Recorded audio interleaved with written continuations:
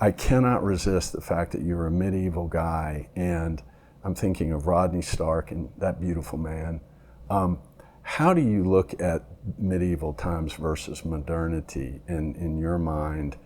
People want to always think that today's so much better and there was dark ages and whatnot. How do you think about it, having studied it thoroughly? Yeah, better in some ways, worse in others. I wrote recently a piece in which I said, look, every age has its good features and its bad, right?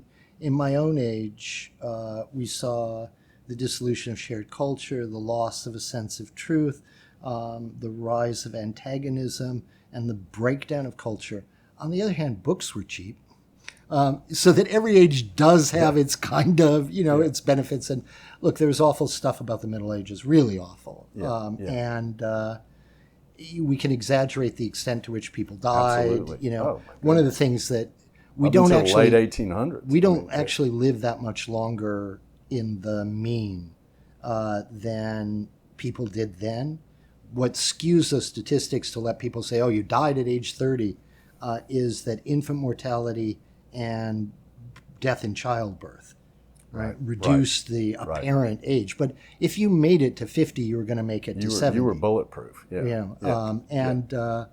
So we can exaggerate those. Still, it was medicine. I'm glad for modern medicine. I'm glad for modern air conditioning. I'm glad for my computer. I actually like a lot of modernity. But I was persuaded very young, and have had to kind of sophisticate it over the years by Max Weber's account of the elective affinities that brought about the modern age, that didn't logically have to go together, but somehow they all worked in the same direction. And, out of the late medieval, you see these lines pushing forward. This is the Protestant Reformation, the Scientific Revolution, the rise of thinking about democracy, the age of exploration, capitalism. You add up all these lines. Do they have to go together? Do they have a logical necessity for each other? Not at all.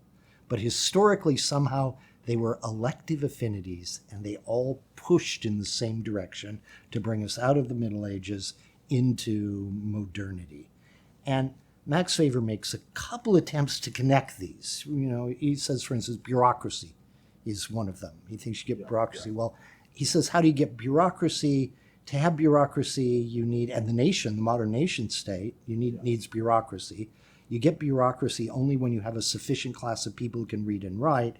You have a sufficient class of people who read and write only when the Protestants have given you the cult of Bible reading to increase literacy. So he does make some attempts to connect them. The Industrial Revolution, he says, is really born when capitalism meets the scientific revolution, and you get the Industrial Revolution. But generally, he says, they don't have a lot of connection except this, Doug. They all involve disenchantment. They all involve stripping out the magic of the world and saying, no, this is modern physics. This is how chemistry emerges from alchemy.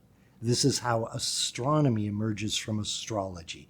You take the old field and you strip the magic out of it, and then you have the modern thing.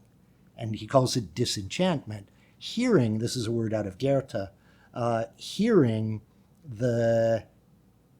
Goethe by way of Schiller, but hearing in it the kind of duality of that word disenchantment, meaning, literally you've taken the song out of it, the chant, and also you've broken the dream. And he says in the medieval period, we can discern, even in the ancients, we can discern the enchanted garden of meaning, where you look at the stars and they're meaningful, and you look at the forest and it's full of portents, and the world seems rich. And the effect of modern disenchantment is a thinning of things.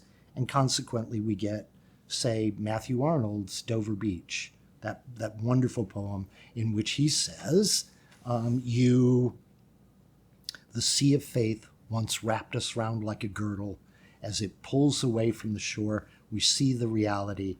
which is the naked shingles of the world, like a darkling plain where ignorant armies clash by night. And that's the modern age. We get all these wonderful things out of it. Thank God, in a serious phrase, right? Thank God for modern medicine. Right? But the price we paid for it was living in a rich world.